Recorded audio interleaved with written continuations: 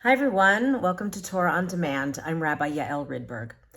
My grandmother, Pearl Simon, may her memory be a blessing, was a fervent believer in the maxim that if you have nothing nice to say, don't say anything at all.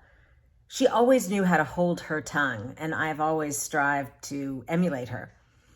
It's not nice to speak ill of someone because of how the words might impact the subject, but equally important, negative speech, gossip, and certainly slander also reflect poorly on the speaker.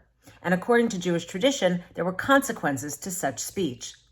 This week's Torah portion of Metzora opens with a description of the ritual for purifying a Metzora, a person stricken with the skin disease of tzara'at. While the affliction is physical and can happen to our bodies, our clothes, and even the stones of our homes, it is treated as a spiritual problem. The Midrash offers the understanding that the laws of Metzora are related to a person who is motzi shem ra, who says negative things, a pun on the sounds of the phrase and the name of the portion. It's a challenge to imagine a physical consequence to a behavior like gossip or slander, but someone stricken with tzara'at was placed outside the camp until the person was ready to be purified. A mold might first develop in the fabric of clothing or the stones of a house, which would necessitate a burning of the fabric or destruction of the building. But when such lashon hara, evil speech, resulted in a scaly rash on the skin, it would force the person into isolation.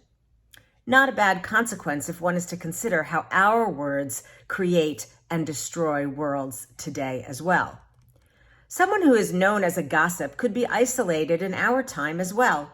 If you're known as a person who repeats information you heard from someone else without corroboration, who gossips about others or spreads lies, you are likely not to have close community.